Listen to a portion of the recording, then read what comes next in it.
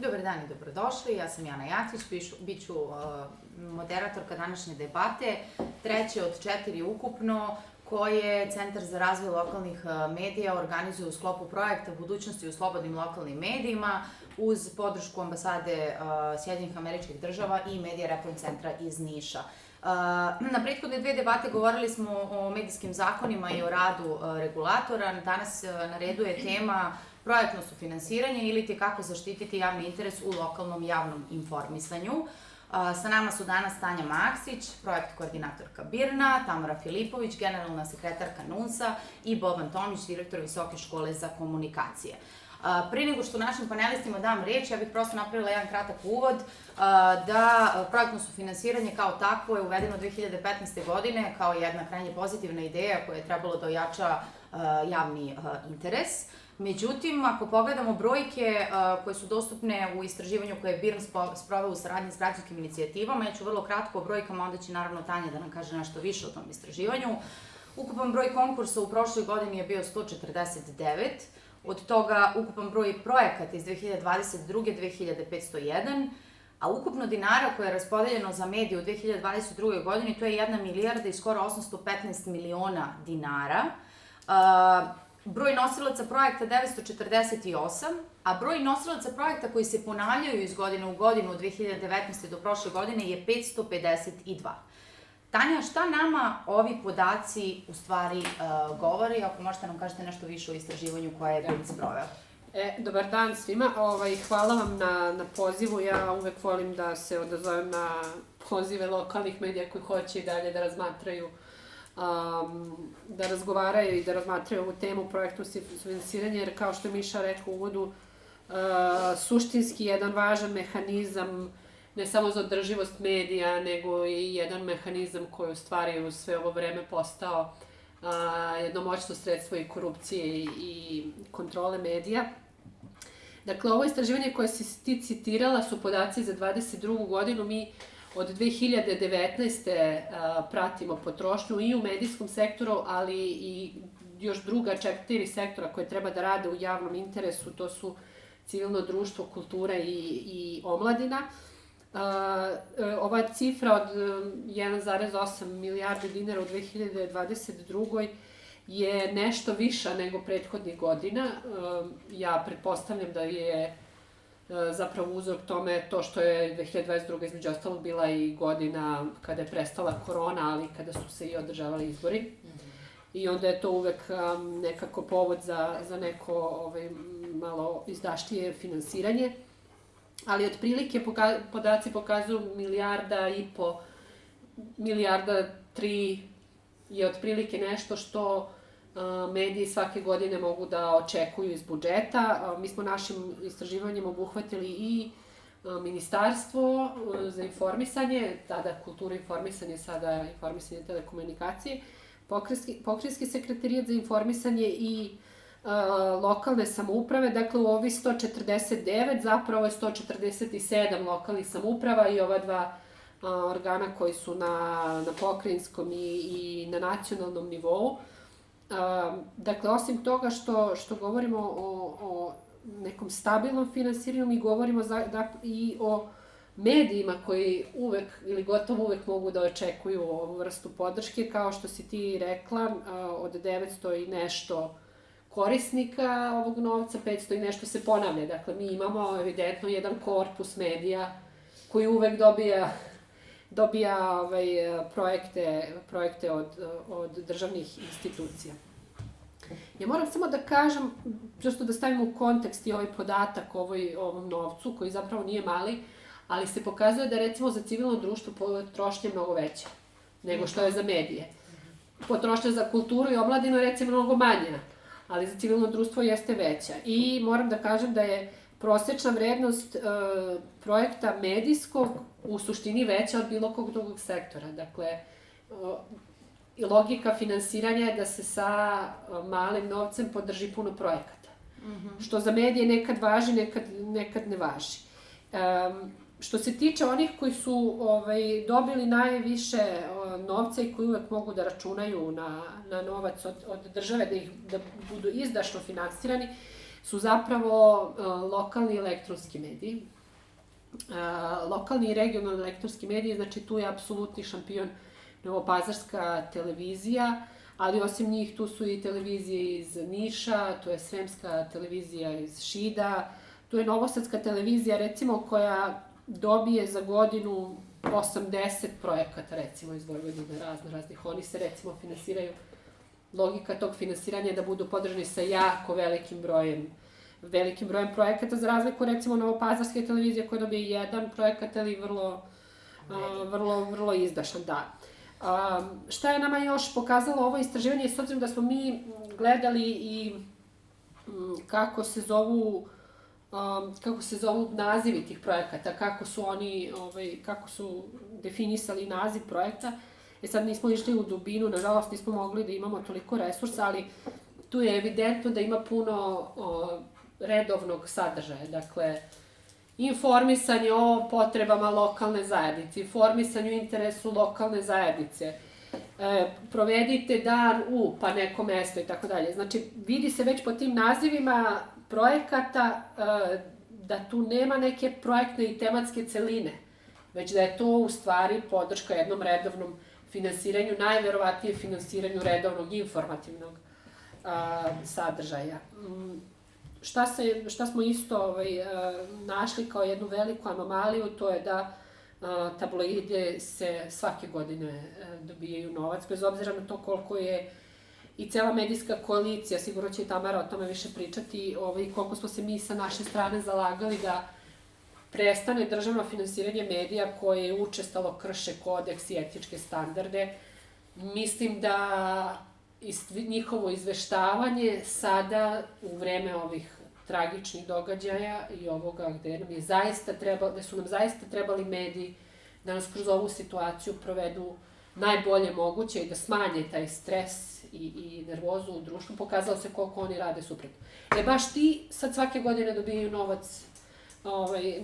novac iz državne kase, da rade nešto što je potpuno suprotno javnom interesu. Šta smo još našli što možda bude interesantno je recimo da su na nivou procedura i na nivou neke dokumentacije kojom se provode medijski konkursi zapravo mnogo bolje nego ovim ostalim sektorima koje smo pratili. Znam da zvuči neverovatno da ću sada da pohvalim nešto, ali moram i to da kažem da je u suštini procedura, dokumentacija, kriterijum i sve ono što treba u stvari da obezbedi da taj proces deluje transparentno, da deluje odgovorno, da se zna u svakom koraku sprovođenja projekata šta se i kako radi. Tu su u stvari mediji bolji nego ovi ostali sektori koje smo pratili. Mislim da Tamara će malo više reći o tome, o konkursnim komisijama. Dakle, tu su apsolutno je napravljena jedna organizacija GONGO paralelnih novinarskih i medijskih udruženja koje se ne pojavljuju u javnosti, osim kada treba da delegiraju članove u komisiji. I moram da kažem da su se nezavisni mediji povlače iz ovog sistema finansiranja, što je, ja mislim, takođe jedna vrlo loša poruka na različite načine, ali vi među dobitnicima gotovo nikad nemate medije koji imaju u svojoj uređivačkoj politici neku vrstu kritike prema aktualnoj vlasti, prema aktualnoj situaciji. Dakle, njih u konkursnom financiranju nema. Eto, to je otprilike nešto ovako, neki glavni trendovi, ja ću naravno da dopunim sve. Hvala, Tanja. Dosta stvari koje ste vi pomenuli su meni ovde na spisku, što bi se reklo, za analizu danas, pa ćemo se i vratiti naravno i na komisije i na samu proceduru i dokumentaciju koja, pravno formalno deluje savršeno, ali pitanje je šta je u stvari praksa. Tamara, moje sledeće pitanje je koliko je kvalitet projekta ili taj javni interes odlučujuć kada dođe do te raspodele sredstava? Šta kaže vaše iskustvo? Najteže pitanje. Pa da, zapravo taj javni interes je definisan našim zakonom o javnom informisanju i medijima i ono što se dešava u većini slučajeva je da se zapravo na lokalnom nivou prepiše samo taj član zakona, šta je javni interes i tu onda upadne sve ovo što je izlistano tim zakonom. Ovim novim nacrtom zakona je ta lista čak malo i proširena na našu inicijativu, tu su ubačene i neke teme malo jasnije rečene da treba da se bave transparentnošću, tokovima novca i nečim što zapravo ne srećemo na ovim konkursima ili ako ih sretnemo oni ne dobiju novac na tim konkursima. NUNS je i kasnije u saradnji sa BIRN-om, ali i na početku sa koalicijom, znači mi smo od početka smatrali da to uključivanje, odnosno određivanje javnog interesa treba uključiti lokalnu zajednicu, znači da nije isti javni interes na svim nivoima, nego da svaka lokalna zajednica ima neke svoje specifičnosti. I uradili smo bili neki vodič za lokalne samouprave, kako da uključuje javnost, kako da zapravo odrede taj javni interes na godišnjem nivou, da bi zapravo taj novac koji se izdvaja za informisanje bio potrošen na način kako i za one teme koje su i relevantne za to dato stanovništvo na datom prostoru. Imali smo neke uspešne primere i manje uspešne, dok smo zapravo ispostavilo se dok god vi imate neku inicijativu i vi radite nešto zajedno sa lokalnom samoupravom, ta aktivnost traje i bilo je, 15 nekih lokalnih samouprava koje su prošle kroz taj proces zajedno sa nama, međutim, ono što je ostalo recimo u Nišu, u opštini Pantele ili ne znam da li je bio možda čak i Svilajnac, sećam se da je to isto bio dobar primer. Znači ne znam, na nivou, na prste možete da prebrojite da se negde ta dobra praksa zapatila. Veći problem s druge strane, predstavljaju te komisije koje je Tanja već pomenula, znači mi smo tu već, imamo jednu dobru garnituru ljudi koja se prebacuje s jednog kraja Srbije na drugi, oni su sad već stekli i te titule iskusnih medijskih eksperata, jer ako vidite da oni zapravo rade u tim komisijama, moram da kažem da možda nisu odmah od samog početka, jer u zakonu je bilo definisano da nekako može biti predlagač za članova komisije, mora da postoji minimum 3 godine. Tako, ne. I onda smo došli u situaciju da su 2014. kad je usvojen zakon, znači već 15. su se stvorila neka nova udruženja i oni su 18. stekli pravo da predlažu, ali postoji onaj samostalni medijski stručnjak, oni se sami mogu predložiti i na taj način su zapravo, mi smo sad stvorili tu jednu novu elitu medijskih eksperata u prethodnih par godina koja uglavnom u velikim slučajima se ne vodi kriterijumama koji su postavljeni i u zakonu i u pravilniku o sprovođenju projektnog sufinansiranja, već nekim drugim partikularnim interesima, ne želim da ulazim sada u detalje, ali svaka analiza je zapravo pokazala da ključnu ulogu u tom procesu imaju upravo te konkursne komisije, koje u velikom broju slučajeva ne ispunjavaju javni interes, odnosno ne drže se kriterijuma i prosto, ne znam, kažem, vode se nekim drugim interesima, a ne javnim interesom. Problem je zato što mi nismo imali do kraja definisano na koji način se odlučuju tim komisijama, da li konsenzusom, da li upotrebom bodovnih lista i tako dalje. Imali smo jako veliki otpor i u samom ministarstvu da se uvedu te bodovne liste, zato što su oni tvrdili da pravilnikom postoje definisane samo 2 formulara, to je formular za budžet i formular za aplikaciju. I kad smo im rekli dajte da uvedemo jedinstven formular recimo za biografije tih medijskih eksperata, da neko ko bira može da izabere na osnovu iskustva, relevantnog iskustva za taj posao, jer nije isto da ste vi sad neki super novinar, nikad u životu niste videli projekat, ne znate kako se radi evaluacija i tako dalje. Znači, bilo nam je važno da kroz te formulare vidimo iskustvo za taj posao, jel? Pa smo onda, ne znam, pravili smo im i bodovne liste i to smo im slali i izjave o sukobu interesa. Mislim, mi smo njima onako dosta materijala dali koji onim samo trebalo da upotrebe. Međutim, kažem, nismo godinama, ne nailazimo na razumevanje, jer oni kao to ne može, jer nije propisano pravilnikom i taj formular ne može da postoji. Što apsolutno nije tačno, jer vi možete, ne znam, Evropska unija nikad nije propisala EU CV form, a kada se prijavljujete za posao, svako može, mislim, mora da podnese u tom formatu svoj CV. Ili, ne znam, bodovne liste su nešto što ne mora da bude propisano zakonom, zato što je to najnormalniji mogući način evaluacije bilo kog projekta, znači bez toga ne može da se radi. A to se ne koristi. Sad, kroz ovaj novi nacrt zakona mi smo pokušali, stvarno smo, mislim, pretresli tu temu, od početka pratimo, znači taj proces je praćen i čak i pre nego što je uvedeno projektno sufinansiranje zakonom, postojale su, mi smo baš radili sa BIRN-om, ja ne znam, to je bilo 2011. godine, recimo analizu tih konkursa koji su postojali u nekim lokalnim samoupravama u datom momentu. Tako da taj proces smo pretresli onako od početka do kraja. I najveće promene u ovom nacrtu zakona koji je još u pripremi su pretrpele to treće poglavlje koje se odnosi na projektno sufinansiranje.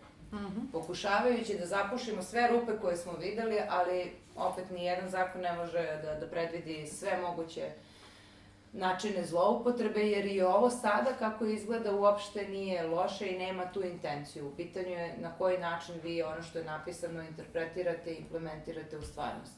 A ne možete da napišete nikada zakon koji će da zapuši sve moguće zle misli i zloupotrebe koje mogu da nastane.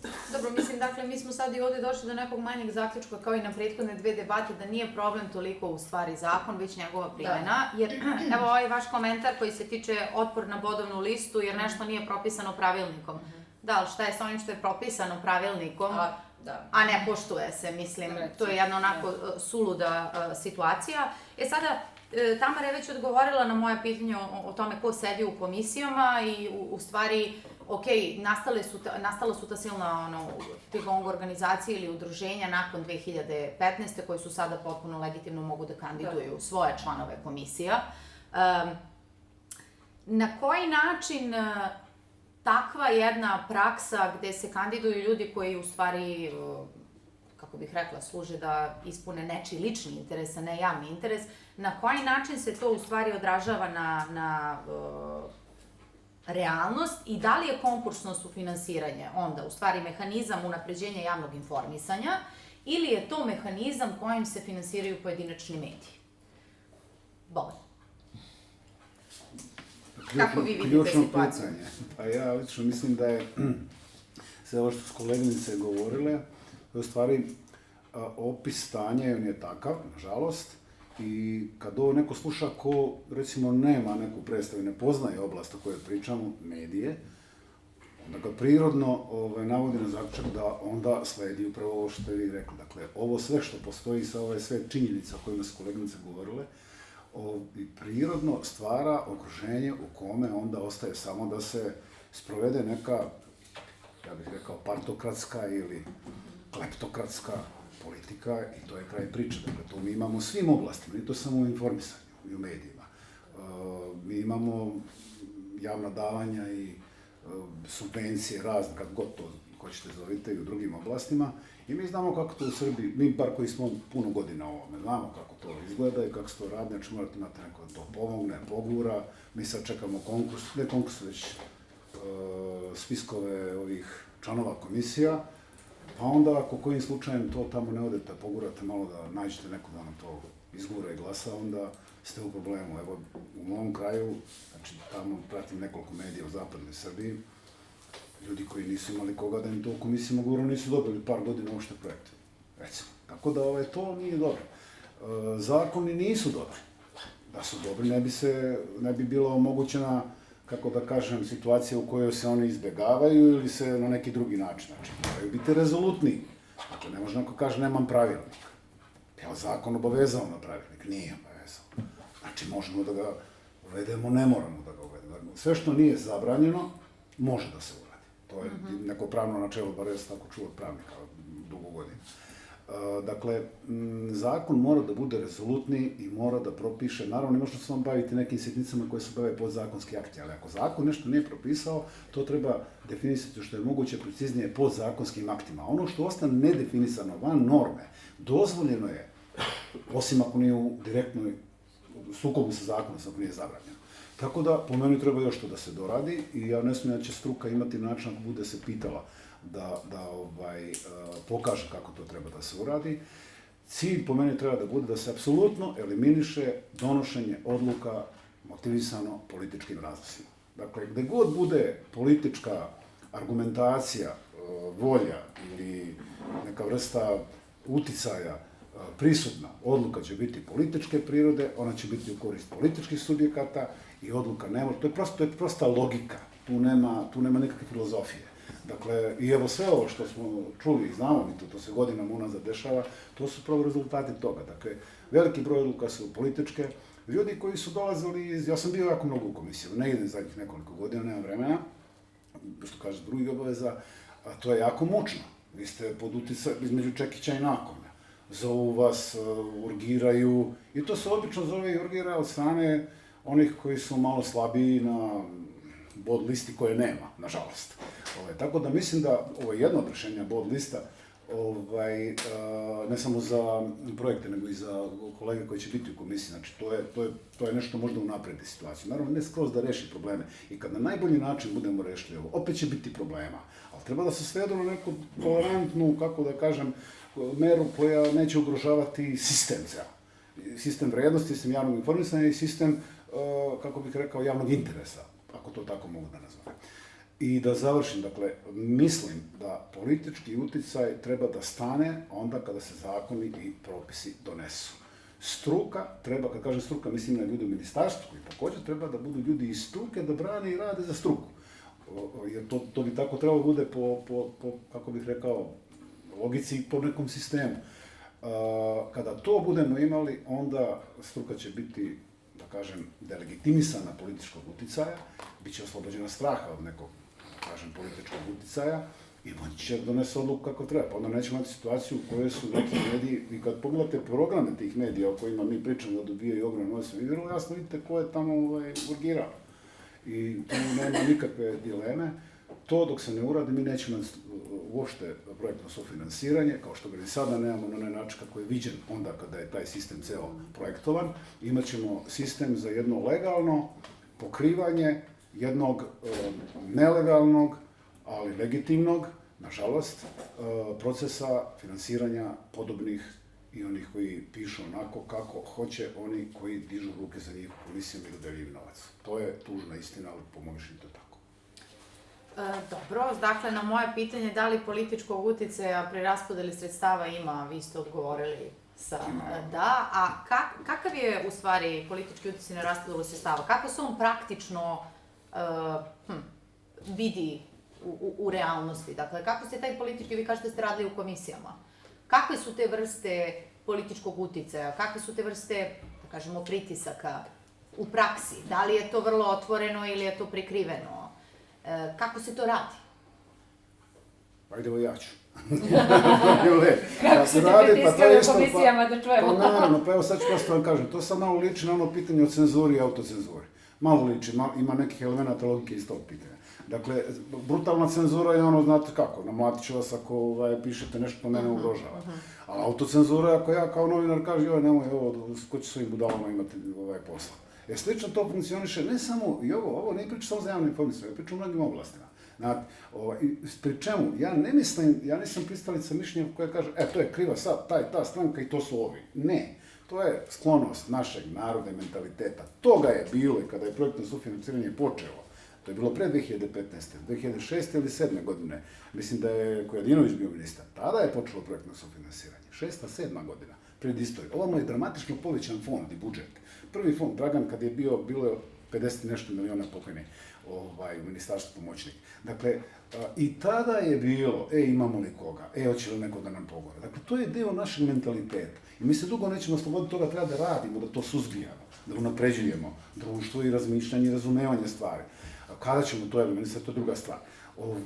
Ovde je poenta što je sad došlo do toga da, što kaže koleginica Tanja, mi imamo situaciju da se mediji povlače, normalni ljudi neće više da konkurišu. To je vrhunac problema.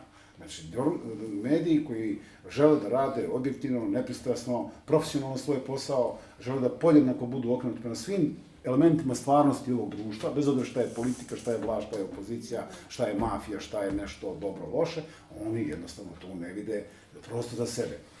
Odgovor na ovo pitanje, dakle, ima svih mogućih praksi. Od praksi da lokalni šerifi ne daju u komisije ljude koji ne garantuju da će biti ono što njima se da na spisku, rade verovatno nekih sofisticiranih oblika neke samokontrole ili samocenzure u kojima ljudi, ajde da bi izbegli neke neprijatne situacije, ajde dignem ruku tamo kako ja zdravo. Mislim, ja tako pretpostavljam, nisam dugo u komisijama, ali pretpostavljam da je tako i tako je bilo, ja sećam kada su bile komisije, dosta kolega je tako razmišljalo. Jednostavno ne može drugačije rešiti stvari. Hvala. To što mene to sad vodi do mog sledećeg pitanja, rekli ste da se mediji često povlače i neće da se javljaju na konkurse iz prostog razloga što sebe ne vide tu, ne mogu da ostvare ono što su zamislili svoju misiju. A da li imate neke podatke ili neko iskustvo koje vam govori kako projektno sufinansiranje utiče na uređivačku politiku malih nezavisnih medija koji ipak odluče da se jave na konkurse?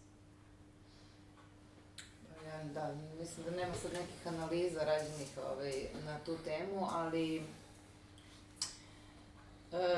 ja mislim da zapravo i ti neki profesionalni mali mediji na lokalnom nivou, i ako se jave na neke konkurse, da tekstovi koji proizađu kao rezultat tih projekata nisu nešto preterano kritički orijentisani, da se tu zapravo svi drže neke safe zone, to smo čini mi se videli kroz ono istraživanje koje su to teme kojima se bave zapravo projekti koji prolaze na konkursima lokalnih samouprava. To su ovo što je Tanja baš rekla. Provedite dan ovde, ekologija onde, turistička ponuda ovoga, crkva i narodna tradicija tog i tog kraja. Znači, to su sve neke teme koje ne bodu u oči previše i onda, mislim, to je nekako, čini mi se, najelegantniji način da prođete kroz to, da dobijete neki novac za funkcionisanje, a da, ne znam, opet ne ukaljete svoj obraz i ne otupite oštricu. I to su sad načini, mislim, ja stvarno ne mogu da kažem da sad ljudi treba potpuno da odustanu od toga, jer to je naš novac na kraju krajeva. Mi ne treba da odustajemo od korišćenja onoga što je naše. Tako je, novac građana. To je novac ovih građana i prosto, znači, treba ga iskoristiti za to informisanje. Ako vama to pomaže da vi održite svoj medij u životu i s druge strane sprovodite neku svoju uređivačku politiku, ne menjate je zbog toga, to je onda neki modus operandi koji možda je prihvatljiv, ali činjenica jeste da ti vrlo kritički orijentisani mediji su odustali od projektnog sufinansiranja u velikoj meri, jer to je i naporno, vama treba vreme dok napišete taj projekat, skockate budžet, mislim, niko ne očekuje da će samo u jednom mestu proći, znači, prati se konkursi u celom okrugu, ljudi su u tom nekom periodu na početku godine užasno zauzeti pisanjem tih aplikacija, na kraju krajeva onda treba da izvestite o svakom tom, mislim, posao je to jedan dosta veliki koji zapravo negde i ostaje neplaćen, u velikom broju slučajeva. Druga stvar, ja moram da kažem da smo mi, na primjer, evo NUNS, već godinama unazad mi šaljemo naše predloge za članove komisije. Ove godine smo uradili to samo onda kada su nas članovi pitali da li možemo da pošaljemo nekoga, jer nama je isto taj period od početka godine do, ne znam, marta užasno naporan, jer vi morate da ispratite 100 i nešto lokalnih samouprava, svaki dan da vi gledate ko je raspisao konkurs. Onda morate da šaljete, morate da zovete kompetentne ljude koje ćete slati u te komisije i mi pošaljemo recimo po 100 i nešto tih pisama, ljudi se opredele da će da neko vreme posvete tim konkursima i na kraju završimo sa otprilike između 8 i 10 članova u tim komisijama i to nisu lokalne, znači obično to bude 3 ili 4 ljudi koji su na republičkom nivou, gde nas je još i dalje cene i uvažavaju naše predloge, ali na lokalnom nivou to bukvalno bude 3, 4, 5 od 120 recimo poslati kandidata. I moram da kažem da smo mi čak i šaljemo zaista ljude koji su kompetentni da se bave tim poslom. Ne čak ni svakog novinara iz druge, novinara iz Novog Sada pošaljemo u Požarevac, nego nekoga ko ume da radi taj posao i ima dobre reference i mi smo njih sve zamolili da oni svoje CV-eve naprave u toj formi koju smo, gde može da se vidi njihova kompetentnost za učešće u tim komisijama, ali eto, prosto veliki broj ljudi koji dolaze iz ovih udruženja koje predlažu ne dobije svoje mesto. Ne bio izabran. Da. Mišo, javili ste se za reč? Pa prosto moram da prokomentarišem ovo jer sam od početka projekta finansiranja ovaj drugi period kada je to krenulo od 2015. nakon donošenja medijskih zakona poprimilo je malo drugačiji oblik u odnosu na ovo što je Boban pominjao ranije, nisu bili razdeli pa da kažete postoje neke teme, ovoliko se dodeljuje za radio, ovoliko se dodeljuje, znači bilo je sve na jednu gomilu, pa sad kako ko uspe da dođe do koga ili kao što reče kolega da izlobira. Ja moram da napomenem taj sam početak jer sam bio u više navrata član komisija što na republičkom, što na pokrajinskom i što na nekim opštinskim nivoima, ali sam dosta brzo shvatio kako to funkcioniše i poslednjih, ja mislim, 4-5 godina uopšte se niti kandidujem, niti moja organizacija u kojoj sam tada pripadao, ANEM ne delegira na lokalu članove komisija. Prvo, moram budem svesni jedne situacije. U trenutku je počelo projektno finansiranje, te prve komisije na nivou Ministarstva kulture su formiranje tih komisija bilo jako korektno. Mi zaboravljamo da su tada medijska udruženja i novinarska imala pravo da predlože većinski 24 člana komisije od ukupnog broja članova. I mi smo, sećam se, prve godine imali, ta sva naša udruženja imala su 26 predstavnika.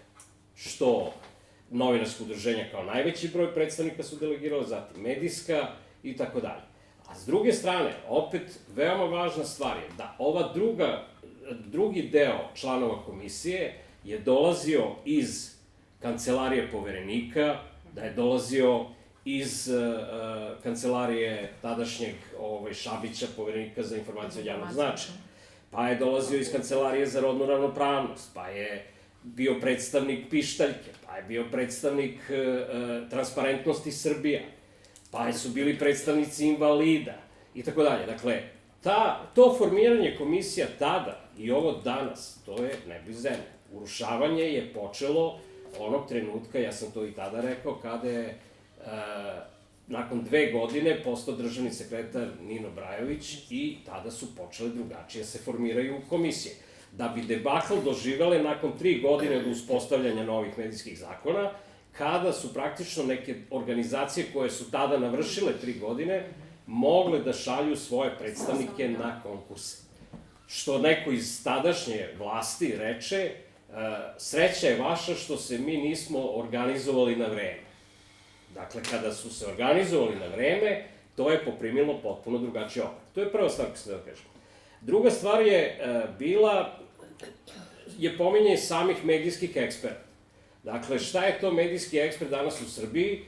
Ja sam u nekoliko navrata, recimo, pokušavao, kad saznam ko je u komisiji, da vidim odakle je čovjek. Ukucam na Google-u, da vidim gde radi i tako dalje. Pa čak ni Google ne prepoznaje da je to medijski ekspert. Kamo li vi da čujete da je čovjek negde radio, da ima neku karijeru, da zna nešto i tako dalje. To je druga stvar. I treća stvar, od strane udruženja pojavili su se zaista eksperti za učešće na konkursima. Pa su tako, recimo, iz jednog udruženja, ajde baš da ne imenujem, ali pretpostavljam se znati ko je, čovek se jedne godine pojavio čak na 32 konkursa, ako se ne veram, iz Niša neki novinar, koji je čak dolazio i ovde da bude u komisiji, on je nažalost pokojni, pa da ne bude da govorimo o pokojniku sve najbolje, evo da kažemo nešto da tada nije dobro rađeno. To je druga stvar. Treća stvar koju su kolege možda zaboravile da kažu, a koje se ja sećam, to je što vi imate lokalne šerife, što pomenuo kolega, imate lokalne šerife gde lokalni predsjednik opštine da zadatak nekom koji se bavi nevladinim organizacijama, medijima, sportom i ne znam nija čim, da koordinira radom komisije preko sekretara komisije, koji je obično lice iz opštine, i onda dolazi do toga da čak bez obzira na odluku komisije, vama opštinsko rukovodstvo promeni zapisnik i donese ono odluku kako ono misli da treba. Dakle, i to smo imali. Do najveće bahatosti koja se pojavila čak i u nekim velikim opštinama, to je da lokalna vlast ne želi uopšte da raspiše konkurs. Imamo slučaj Kragujevca koji godinama nije raspisivao konkurse za medije i jednu od opština koju smo pomenuli, to je frapantan podatak, to je Novi Pazar, koji jedne godine dao 150 miliona dinara lokalnoj televiziji. Vi imate slučaj i kod nas ovde, evo na nedavno završenom konkursu, da je najveća sredstva, najveći iznos dobilo mediji koji dolaze iz Beograda. To čak nije ni medij. Da, to čak nije ni medij, već medij koji sarađuje i emituje svoje sadržaje na jednoj od lokalnih beogradskih televizija. Tako je. Prema tome, to su sve činjenice. S druge strane, ono što, da, to sam isto zaboravio da kažem, dakle, u tadašnjem, čak recimo na konkursima 2015-16. godine, bilo je predstavnika javnog servisa, koji inače nema pravo da konkuriše, ali je delegirao javni servis svog kandidata i tako dalje. Da li sad tu, što reče kolega, da li su postojalo lobiranje i tako dalje, mislim, ja znam, učestvovao sam u komisiji u Smederevu. Naše komšije, mi se tamo inače nikad nismo javljali na konkurs, pa sam pristao da budem u toj komisiji i bio sam sa kolegama iz UNS-a i NUNS-a u komisiji. Mi smo dobili XY projekata i naš stav je bio da ne podržimo ni jedan projekat, jer su projekti toliko bili očajni. A kad kažem očajni, to je javni interes, recimo, koji se ogleda, koji smo čak videli i ovde na našem području, i tu ću da završim da ne oduzimam previše vremena, javit ću se kasnije. Dakle, mi smo čak videli da je javni interes ako vi želite da proizvedete medijski sadržaj koji se bave ekologijom. Pa onda u lokalnom listu ćete da objavljujete crteže đaka iz osnovne škole kako oni vide važnost ekologije. I šta je onda tu novinarski rad? Da vi dobijete za koordinatora projekta, za urednika medijskih sadržaja, za 2 novinara, dobijete projekat. A onda birate dečije crteže koje ćete da objavljate u lokalnom listu. Bilo je i pesmica, bilo je i projekata koji su se bavili manjinskim jezicima, pa objavite nešto na, ne znam, nekom jeziku gde vi prepišete iz neke knjige sadržaj gde niste upotrebili, pa ja mislim da čak nije ni prekucan taj tekst, nego je skeniran. Tako da, eto, to su sve se pojavljivalo kao sadržaj. Zašto mediji odustaju, samo tu još sitnicu, recimo naš medij, na lokalu se uvek pojavljivo uglavnom u našoj opštini, u gradu Požarevcu. Ali na lokalnim konkursima smo se pojavili u 2 navrata. Prvi put kad smo shvatili da, i kad smo prošli na konkursu tako što nam je dodeljeno 30.000 dinara. Svi smo mi rekli, ok, dobro, super, šta da radimo s tim parama, i naravno nismo potpisali taj ugovor. A drugi put, prošle godine, što nam je bilo jako važno, jer smo hteli da isteramo tu našu priču nekim našim planovima da se širimo, pa da ajde pokrijemo te neke opštine i tako dalje, gde smo zaista pisali kvalitetne projekte i imali veliku želju da ozbiljno radimo tu, gde su nam dodelili u svakoj opštini po 100.000 dinara. Tako je. I kad vi, a to sam stalno pričao od početka samog projekta finansiranja i kad sam učestvovao u radu tih komisija, mi zaboravljamo činjenicu koju ste pomenuli da su ovo pare građana.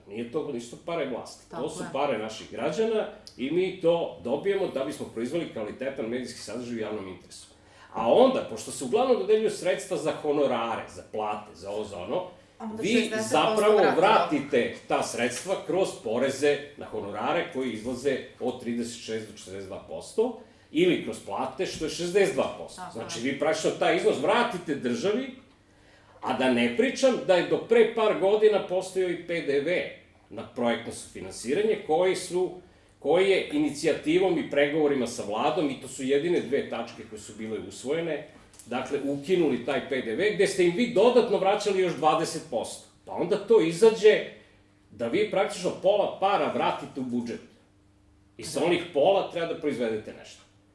Tako da, evo, to je realnost sa kojom smo se mi susretali. Izvinjavam se kako sam bio pre. Tamara i Tanja, vidim da ste me pogledali kada se spomenuo ovaj Brender Production koji je ovde u Požarevcu dobio, u stvari, 900.000 dinara, koliko je bilo i maksimalan iznos. Oni su za toliko konkurisali, toliko su dobili. Jeca, naša novinarka, je istraživala ovu produkcijsku kuću, ako se ne varam, pa ti, Jeca, evo ukratko možeš da kažeš nešto o tome ako želiš. Da, pa Pištaljka je 2018. godine pisala o nepoznatim medijima, preko kojih se putem projektnog sufinansiranja novac slivao na račun studija B. Jeste, da. Ovaj Brender je bio na listi jednog od tih medija. Sećam se toga. Evo, ove godine su oni dobili taj iznos maksimalni. Prošle godine se na konkursu pojavio Savez Srba iz regiona, koji je osvojio opet maksimalan iznos, pa je mene onako interesovalo da vidim ko su to Srbi iz regiona. Pa sam uradila jednu prostu pretragu na APR-u i videla, ušla u finansijske izveštaje i videla da sav prihod koje taj savez dobija tokom godine je preko projekata širom Srbije. I onda smo, koleginice i ja malo istraživale, ja ne mogu da tvrdim odgovorno ko je i šta je, ali smo došli do otkrića da čovek koji u stvari stoji iza cele te priče je istaknuti član vladajuće partije. Dakle, tako da, možda sam i sama sebi odgovorila kakav je politički uticaj na raspodelu sredstava. Sad ja bih da postavim jedno pitanje koje se tiče monitoringa i evaluacije ovih projekata.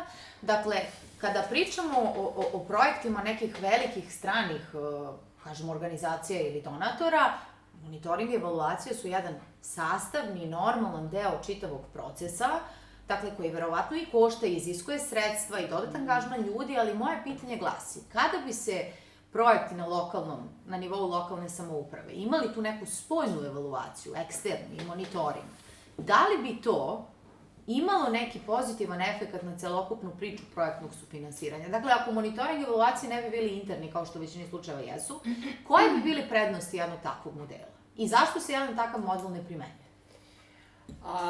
Pa ovako, mislim da se ne primenjuje ni interno, zato što tu niko u stvari nema kapacitete da uradi to. Ja se nadam da opštine urade bar finansijsku proveru, da provere bar da je novac otišao koliko toliko u namene kojima je bio inicijalno i alociran.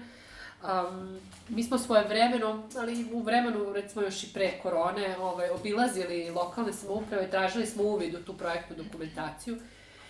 I to izgleda tako što vi uđete u arhivu i oni vama otvore jedan ormar, pun poslaganih te projektne dokumentacije, ugovore i tako dalje, koji su onda posle zapečaćeni. Znači, njih niko u suštini ne gleda.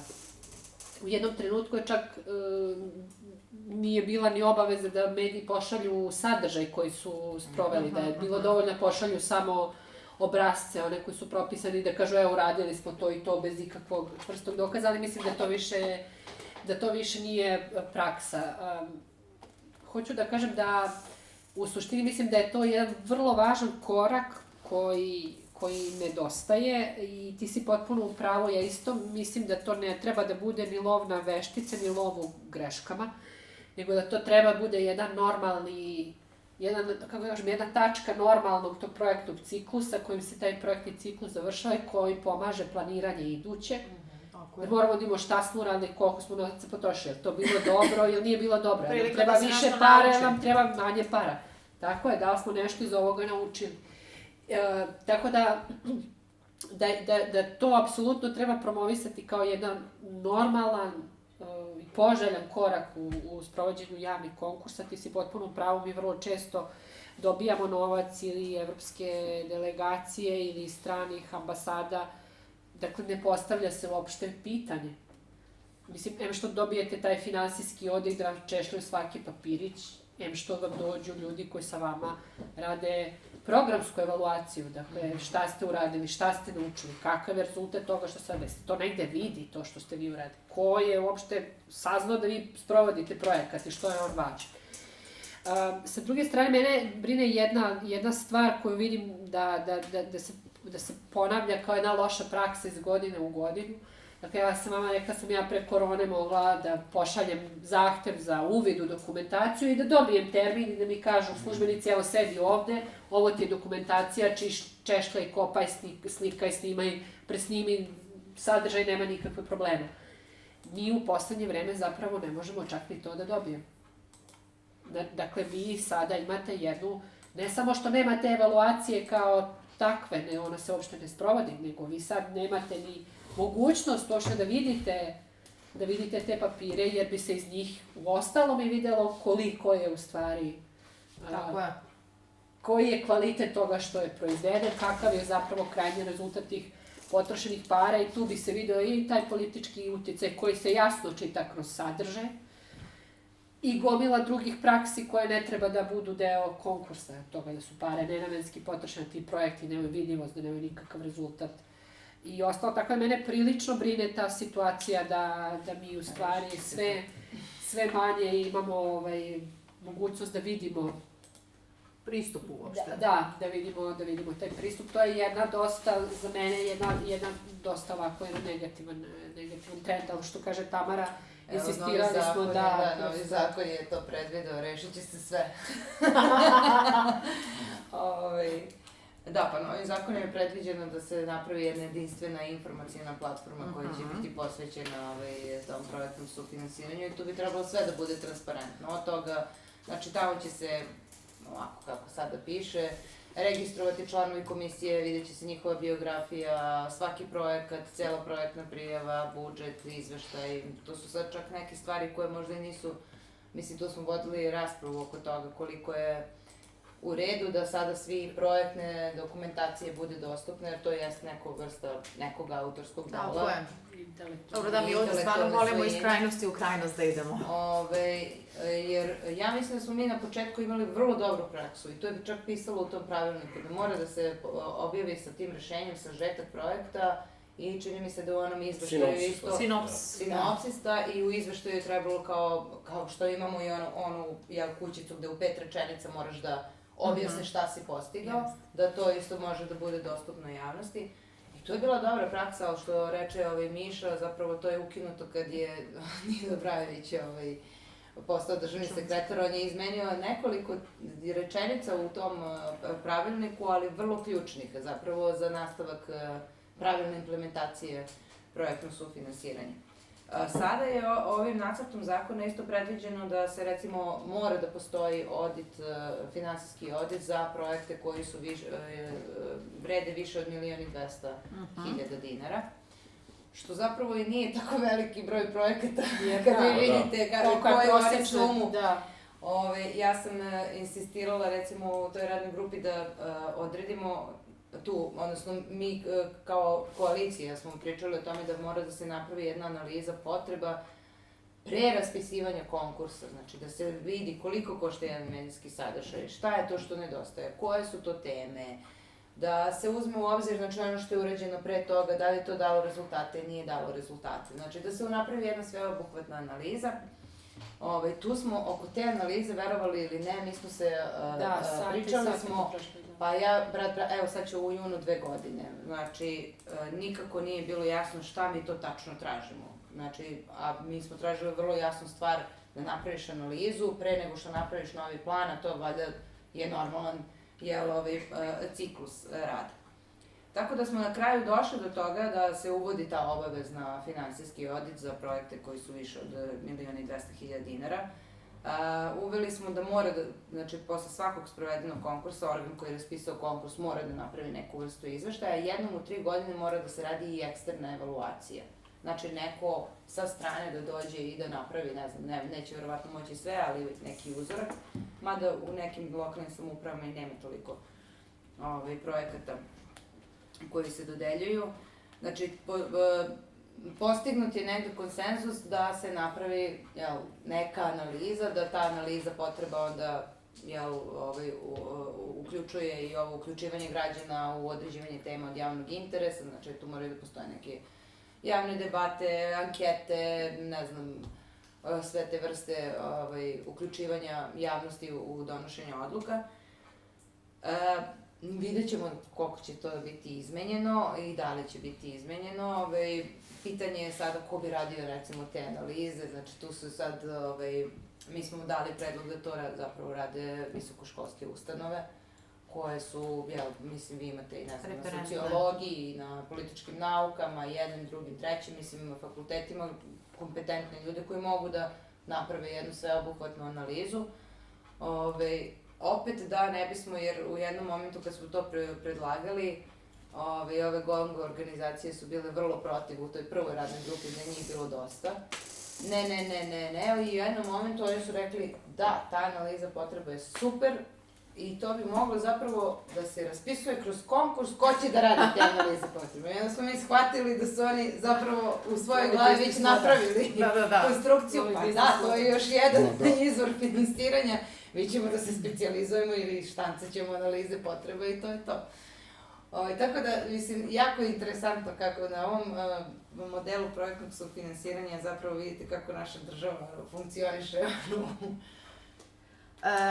Mislim, ove nove izmene i dopune medijskih zakona, na kojima se još uvek radi, zvuče vrlo pozitivno, pogotovo ovaj deo o eksternoj evaluaciji jednom u 3 godine. A zato se nisu još... Zato nisu usvojene. Da.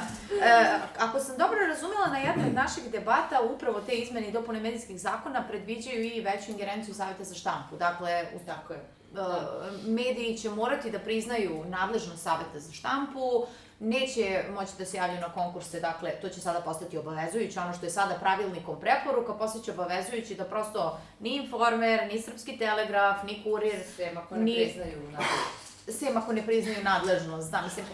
Svi mediji koji krše kodeks. Svi mediji koji krše kodeks, a mi imamo tako i na lokalu. Da li će promena takva jedna u zakonu doneti i bolju praksu? Šta kaže vaše iskustvo? Ja bih krenula od Bobana, koji je sedao u stručnim komisijama, pa imam jedno pitanje za vas, Bobane, pre nego što odgovorimo na to da li će ovo doneti neku bolju praksu. Kada ste vi sedeli u komisijama, da li su vaše kolege iz komisije i vi proveravali medije koje se javljaju u tom smislu, da li su mediji koji krše kodeks, koji imaju neke opomene, da li su komisiju u kojima ste vi radili poštovali taj kodeks? Ne, nije još uvek bilo. Ja nisam pa dobrih 5 godina od ovog vremena kada je Miša preko komisijama, ali tada jeste, možda i 1 ili 2 godine sam ja zakačio, kada je bila ta, međutim ja i dan danas ne znam gde je to propisano i da li je pravilnik ili šta. Pravilnikom, projektom su finansirani. Tada nisam znao, međutim navijao sam za to. Nisam ni proveravao, to je nešto što treba da se uvede. Međutim, nije se tada to gledalo. Ja se sećam i slučajeva koji su probijali, da kažem, da je na komisijama bilo, mislim davno je bilo, i tek je ta praksa počela. Nije, ja koliko sećam, nije niko to tada još počeo da primenjuje. A da treba. To je po mene ključna stvar, to je moćniji alat od ovih nekih koje sam čuo. Evaluacija i ovo, to je da, ali to tek posle pošteno podelimo pare. Ali mi još nismo ovo prvo. Dva problema su. To je drugi, dugoročan. Nema ništa protiv i treba da postoji monitoring evaluacije. Ne treba toga praviti neko sad velik, mislim da vam kažem. Ako će mene neko da izlaže, tamo se ja izuvam na postavu kao uneni džemper za ovo, neću da mu kurišem, pustite me, ne treba im vaše pare. Znači, mi suviše tu, meni se to ne sviđa. Ja sam protiv to kao sad će da naprave bazu podataka sa našim projektom, pa ćete šta hoćete vam pokažemo. Šta, pa zašto, pa to je presumpcija, kako se kaže, presumpcija, da smo krivi, da nešto nismo dobro uradili, da... Ljudi, ako mi imamo svest u struci, u vlasti, u građanima, pa nema tog zakona, pa ovaj prostor je sve moguće pravne sisteme promenio i izigrao. Azijsko-turske, ove evropske, kontinentalne, anglosaksonske, pa nema za što mi nismo smislili prevare. Pa nemojte, molim vas, pa evo, lepo sad sam to primjer, ne može da promenu, pa da, već su našli rupu, u propisu koji nije donet. Znači, treba debelo da se zapitamo, da li smo mi kao društvo, kao ljudi, kao pojedinci, kao institucije spremni da nosimo neki civilizacijski teret odgovornosti.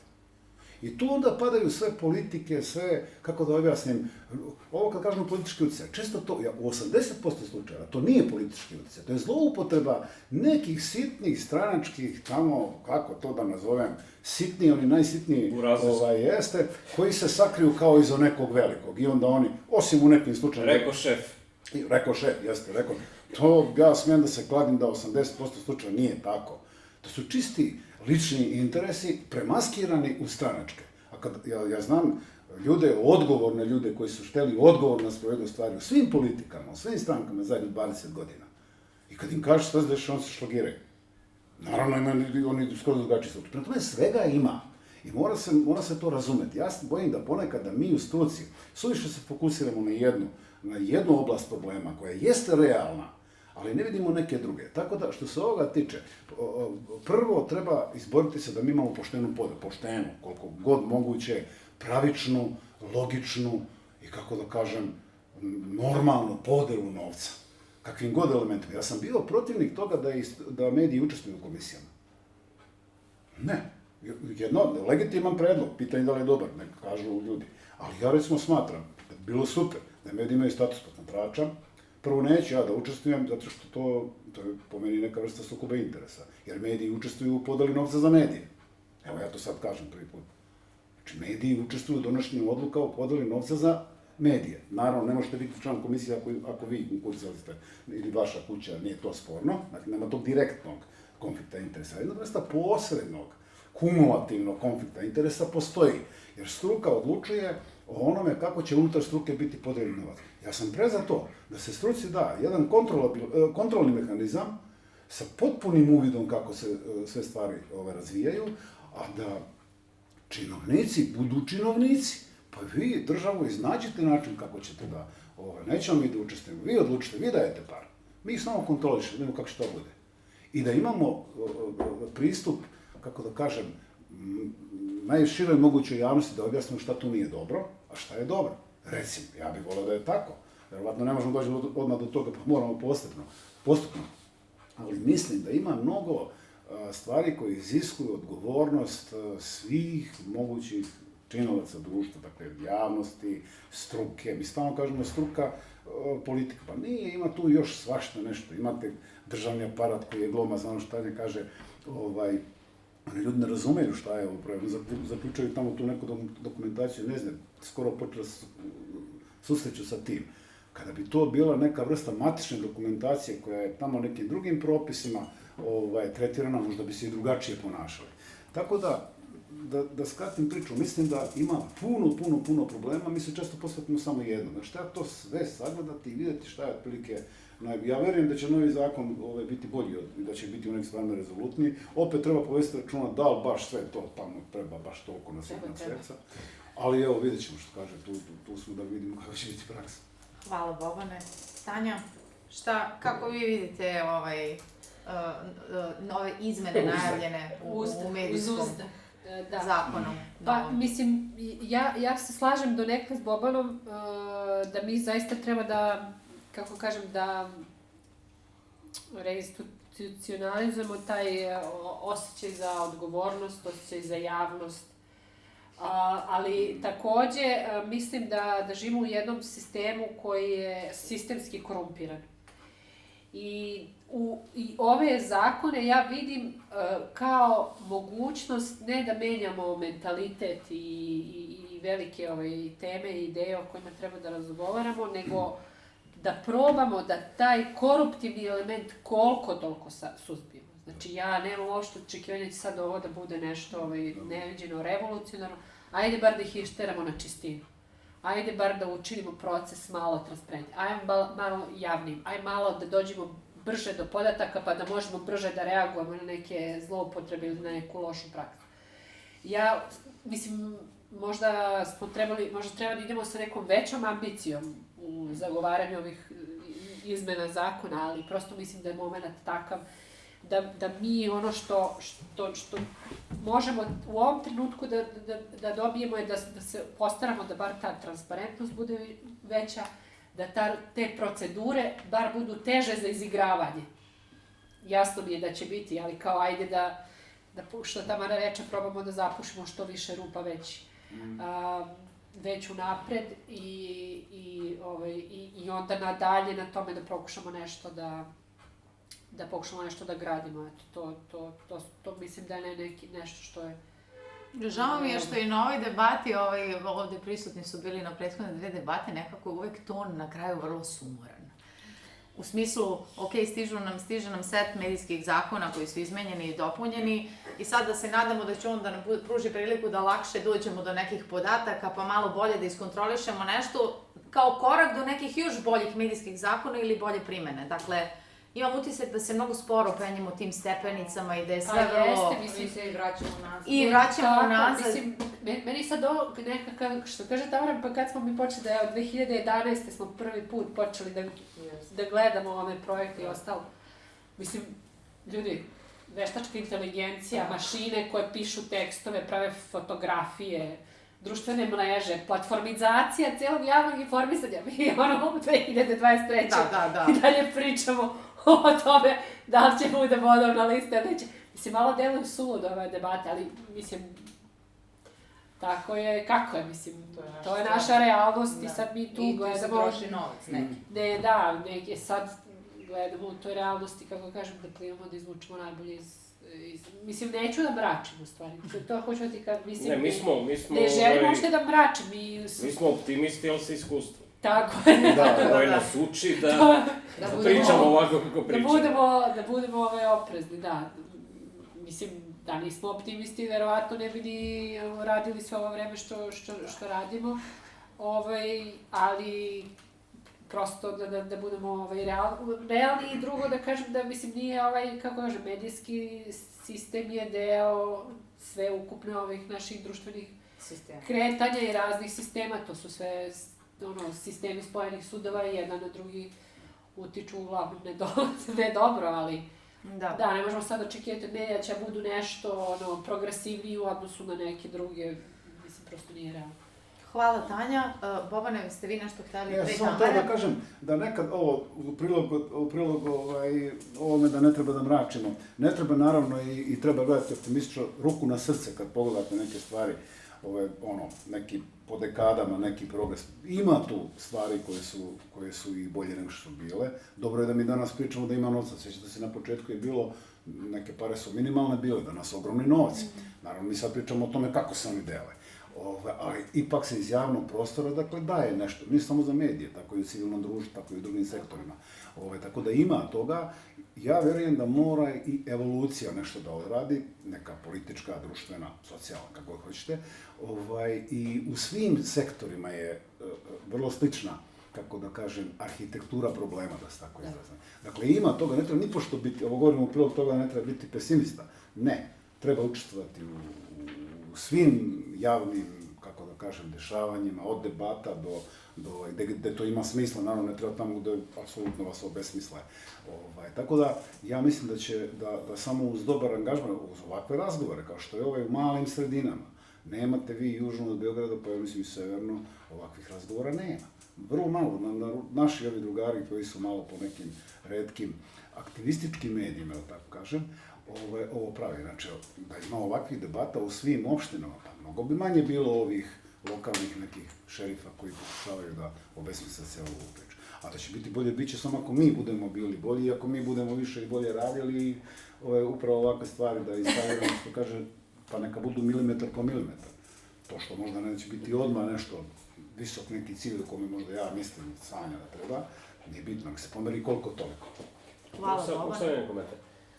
Nije ni lako, mislim, da se razumemo, mi svi smo učestvovali u tom i predlaganju i delegiranju ljudi. 140 nešto opština ima u Srbiji. I vi u svakoj opštini treba pošljete minimum 3 kandidata. Pa neka budu 2 vaša iz udruženja novinarskih i tako dalje. Ja znam koji je to problem bio, svi bi da idu u Novi Sad i veće gradove. Novi Sad, Niš, Kragujevac, i tako dalje. Treba pošleš neku u Bajinu Baštu, on će kaže, gde ćeš mene tamo, ili u Kuršumliju, ili da ideš u Kučevo, u komisiju. Gde treba se organizuješ prevoz da smisliš kako ćeš da odeš tamo. A onda tamo komisija, recimo, ili opština nije predvidela ti pokrije putne troškove. Toga smo imali koliko hoćeš. Da. Pa smo imali situaciju da čovjek dođe na komisiju, ali jedan odustao u posljednjem trenutku pa mora ponovo komisija. Znači, tih situacija je bilo. A da ne govorim da su se, opet ponavljam, neke organizacije i neke kolege iz tog medijskog sektora su se zaista, od toga su napravile biznis i radno mesto svoje. Što je čak u jednom trenutku je bio i predlog, ok, dajmo mi da predložimo 30-40 profesionalaca, odnosno ljudi koji su radili u medijima i koji imaju iskustvo pisanja projekata i tako dalje, pa da mi samo šaljemo njih. U 100 i nešto opština, pa to je posao za celu godinu, to može da izdrži čovjek. Tako da, kompleksna jeste priča, ali ono što kaže, da li biti optimista? Ja se slažem sa konstatacijom da nema tog zakona koji je napravljen savršeno, pa čak i kad je napravljen savršeno, poslije se pitanje šta će biti u praksi, a da izuzmemo ove rupe o kojima se priča. A s druge strane, ideja vodilja je prva stvar o kojoj na konkursu i uopšte treba se zapita bilo koji član komisije, to je da li je ovo javni interes i koliki je taj javni interes. Ja znam kad sam bio komisija, bilo je jedno 20 projekata koji su se bavili, recimo, gde je medijski sadržaj bio usmeren ka crkvi. Ono su se malo interesuo za tu temu, pa mi neko iz arhive RTS-a rekao, pa bre, mi imamo jedno 4000 emisija o raznoraznim stvarima vezanim za veru i tako dalje.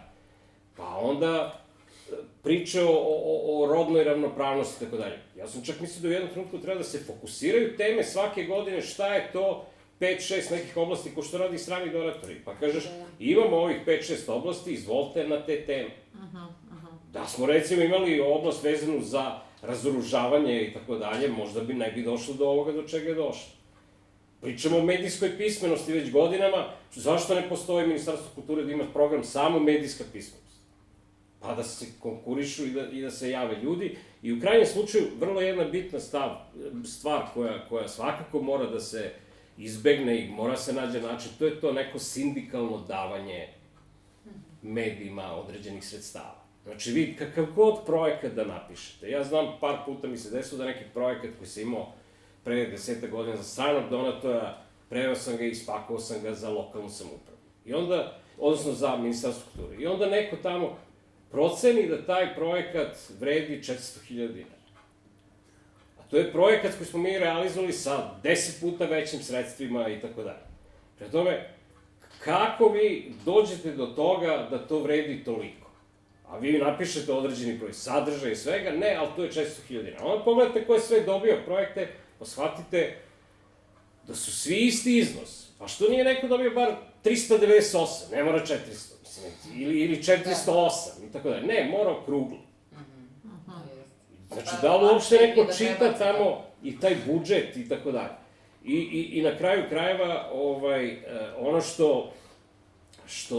što meni zaista zvuči da jedino što može da bude to je da bude garant da će se otići ka boljem tom funkcionisanju, to je da te pojedine stavke moraju da se unesu u zakon.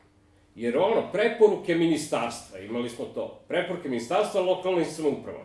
Vi od tih preporuka iskoriste jedino obrazac koji ministarstvo da na konkursu, pa onda oni uzmu obrazac, pa daju i oni taj obrazac. Inače, ništa od onih preporuka što se kaže, mora 5 članova komisije ili mora 3, pa 2 da budu većinski iz udruženja i tako dalje. Ne, oni nađu tu neku rupu, pa ja se sećam, jednom prilikom ovde bilo su 3 predstavnika UNS-a u komisiji. Tako da, sve je stvar što političke volje, što precizne zakonske regulative koja mora da bude obavezujuća. Da postoji neka kazna. Ako vi date nekom mediju najveći iznos nekih para, onda prosto mora se postaviti pitanje šta je on uradio s tim parama. I još jedna vrlo bitna stvar, a koju stalno zaboravljamo, to je taj famozni iznos koliko je određena lokalna samouprava obavezna da izdvaja za informisanje građana.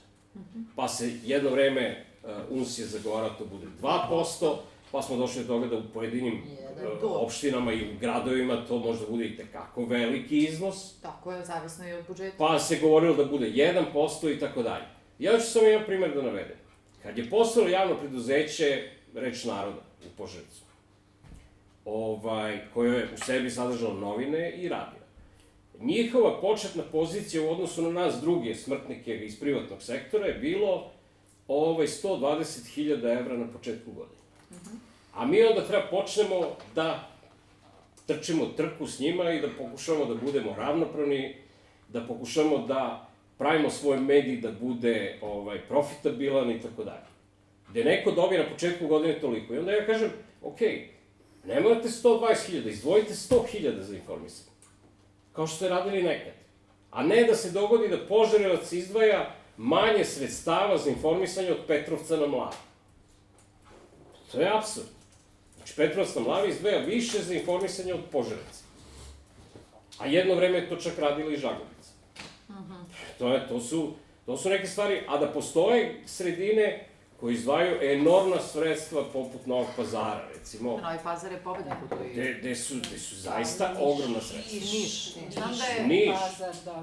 Znam da je Jug onako prilično diskutabilan kada je to u pitanju. A da, ova analiza potreba, mi smo zato i uveli da ne bismo sad išli licitirali sa 1, 2, 3, 5%, znači analiza potreba treba da ti utvrdi koliko tebi treba para da ti informišeš svoje građane za pristojne novce. I u krajnjoj vidi šta su prioriteti, ovo što je Miša priča. A ne sad da kažemo, 1%, pa će onda to da bude negde premalo. A negde previše. Ili će da bude previše i da neće moći taj novac ni da se apsorbuje, niti bilo što. Na način na koji bi trebalo. Da. Ajde ja da kažem što se tiče ovog kodeksa, ja isto ne mislim da je to sad čarobni štapić, sad jeste propisano to kao da medij treba da prizna nadležnost Saveta za štampu, a samo priznavanje nadležnosti po sebi ne znači ništa. Ako se vi ne pridržavate tog istog kodeksa. I moram da napomenem samo da i tu sada vidimo već pojedine zloupotrebe, najave tog uvođenja, odnosno, mislim, on jeste sad trenutno u nacrtu, ali da će ostati tu do kraja, to ćemo videti. Poenta je, znači, uvođenje tog člana je bilo da se mediji podsete, da postoji neki kodeks novinara i da bi trebalo da ga se pridržavaju. I nije poenta da se kažnjava svako ko je ikad u životu prekršio kodeks. Poenta je da tvoja uređivačka politika teži poštovanju profesionalnih standarda, a ne da tvoja uređivačka politika zasnovana na kršenju profesionalnih standarda. To su vrlo dve različite, znači, ovo što mi kažemo, oni krše kodeks. Oni krše kodeks na dnevnom nivou desetine puta. I to je nešto što ne sme da bude finansirano novcem građana. A ako neki medij slučajno pogreši i napravi neki kiks i onda kaže, izvinite, pogrešio sam, objavi odluku Saveta za štampu, izvini se, uradi sve što je do njega, to znači da to što je on prekršio kodeks ne treba da bude otežavajuća okolnost njemu da on dobije novac na tom konkursu. Znači, nije poenta da mi sada uvedemo nešto što će da seče inače profesionalne medije, jer kogod da radi, taj i greši. Znači, ne postoji medij koji nije prekršio kodeks, ni ne postoji čovjek koji nije napravio grešku radići bilo koji drugi posao. A to sada vidimo, recimo, da kreće sad ta lavina, znači sad ti profesionalni mediji ili koji barem pokušavaju to da budu na lokalu, znači oni su sad vrlo često meta tih lokalnih političara, njih koji stuže Savetu za štampu kako bi ih diskreditovali sutra na konkursu. I to je sad isto jedna cela igra. Čak se desilo u jednoj lokalnoj samoupravi da je tehnička komisija rekla ne treba da gledate, oni su osuđeni od Saveta za štampu. I onda se nama taj medij obratio, ja sam rekla ok, ajde sad da sednemo, evo piše u zakonu, evo što piše u pravilniku, znači vi, to je jedan od kriterijuma, samo jedan od kriterijuma koji treba da se uzme u razmatranje. I ako oni vama nisu ni dali uopšte projektnu prijavu, Oni su prekršili i zakon i kodeks i pravilnik. Mi smo se obratili lokalnoj samoupravi i na kraju su oni doneli odluku da će doneti novo rešenje, pozvali komisiju i morali su da pogledaju taj projekat. Nisu dobili novac, ali nema veze. Znači, došli smo do toga, mic po mic. Mic po mic, znači vi morate da pogledate, morate da ocenite ovo i da stavite. Ne možete vi da kažete, oni su prekršili kodeks, dobili smo i savjeta za štampu, oni ne ulaze u konkurenciju uopšte. Tako da, eto, to bi bio zaključak.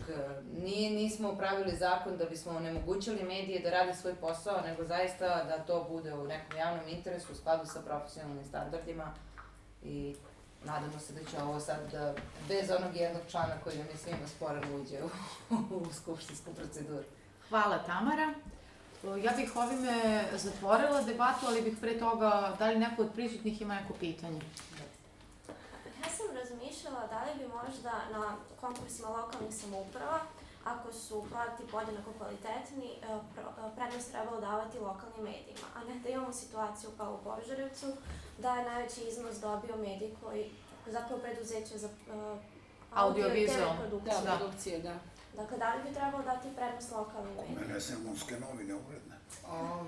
Ja mislim da tu već preteže interes, lokalni javni interes, ako su podjednako kvalitetni projekti. Tu sigurno lokalni mediji preteže u smislu tog ispunjavanja lokalnog interesa. Ako sve je napisano tehnički dobro, ispunjene svi kriterijumi, vi uvek imate, mi smo predlagali smo i mi one neke dodatne kriterijume koji bi trebalo, i mislim da to je sad i u zakonu negde malo provučeno da to treba da bude ne diskriminatorski kriterijum, već zapravo neki kriterijum koji zapravo treba da da tu neku možda glavu prednost, naravno ukoliko je kvalitetan projekat, ne samo zato što dolazi sa određene teritorije. Tako da jeste negde dodato u ovom predlogu.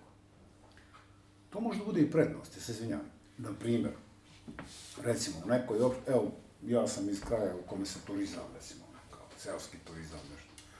Ako neki mediji u Novom Sadu, recimo, može da napravi neku priču koja taj tamo javni interes afirmiše na drugom geografskom prostoru, nema ništa protiv. Ali to sve treba bude deo jedne pozitivističke, kako kažem, pozitivne priče neke, a ne sad da mi tamo idem iz Novog Sada, uzmem pare na vezi sa onim, razumete? Naveo sam jedan primjer gde možda to može da bude dobro za lokalno. Pa da, to je primjer gde može. Toga je jako malo, ja mislim, verovatno, ali čisto teorijski bi moglo da bude. Pa teorijski da, ali generalno praksa pokazuje da vrlo često ta neka... To se koristi da se... Pa te produkcije su obično osnovane ili od novinara koji rade u nekom mediju, ili od sekretarica, ili od članova porodice i... Da, zakon predviđa, i registar produkcije, zato što smo shvatili da novac koji odlazi u produkciju ostaje potpuno bez ikakvog traga i to jeste nešto što je prihvaćeno čak i od ministarstva sa vrlo, sa velikim razumevanjem, jer i njima to negde predstavlja problem. Ja sam smatrao da prednost svakako na tim konkursima, naročito u lokalu, treba da bude i da li medij ima kapacitete za realizaciju projekta. Znači, vi možete da osmislite savršen projekat i dobro napisan, a da taj medij ima samo jednog čoveka, što je slučaj u poslednje vreme, da se najveći broj portala, postoji jedno lice na koje se vodi ta preduzetnička firma koja je registrovala portal i da praktično nema ni jednog drugog zaposlenog, već su sve honorarci. Okej, ja mogu da razumem te stvari, ali prosto se postavlja pitanje kako će taj neko uspeti da realizuje projekat koji se sastoji od nečega. Okej, on može da angažuje part-time ljude da to sprovede, ali prosto, ako već u samoj projektnoj dokumentaciji vi pišete osobe koje će učestvovati u realizaciji projekta, pa mora da postoji da medij koji ima više zaposlenih, recimo mi znamo ovde u Požarevcu da naš medij, odnosno na druge portale, odnosno na druge ima najveći broj zaposlenih. A da pritom dobijemo sredstva, evo sad na posljednjem konkursu, znamo da je dobio medij koji ima samo jednog zaposlenog. I taj čak nije ni zaposlen, nego je preduzetnik. su stvari koje u startu vam mirišu da nešto nije u redu. A da ne govorimo ovo što kažete da se pojavi sa strane i tako dalje. Nažalost, takva praksa je i u svetu, znači u razvijenom svetu, u skandinavskim zemljama više od 50% novinara su sada freelanceri. To nije sporno. Ja sam video gomile konkursa koje si ti pomenula. Dakle, mi sad imamo situaciju da, ne znam, donator prosledi sredstva AFJ-u i kaže, ok, sprovedite vi konkurs za freelancere, ljudi koji su slobodni novinari, koji hoće napišu, da istražuju određenu temu i da dobiju određena sredstva. I gde pojedinac dobija sredstva da uradi. Ne, to jeste... To nije problem kad vi imate ozbiljnu organizaciju. Mediji otpuštaju stalno zaposlene ljude i onda to je zapravo lažni freelanceri. To su ljudi koji su to honorarci, prema kojima poslodavac zapravo neće da ima nikakve obaveze veće. I zato se sada dešava taj prekarni rad, da ti se vodiš kao neki freelancer, a zapravo si angažovan. A primoran si da to tako funkcioniše. Primoran si zato što prosto poslodavci smanjuju svoje troškove na taj način i onda ima gomila tih medija koji imaju jednog zaposlenog, a zapravo imaju 10 ljudi ili 20 koji rade sa njima intenzivno i pa dobro, ima stvari koje mi nećemo to je nešto protiv čega se treba boriti. Tu treba vidjeti to kakve su mogućnosti za realizaciju, mislim, taj neko ko čita u komisiji, nadam se da to razmišlja, mislim, to, a sa druge strane mora se vidjeti koliki je uticaj tog medija, svakako. Mislim, medijski sadržaj sam po sebi, po defaultu je namenjen javnosti, dakle, do koje javnosti ti možeš da dobaciš, da. A da ne pričam da imamo gomilu medije koji nemaju ni impresu. Ja bih takve stvari, mislim. To je posebno.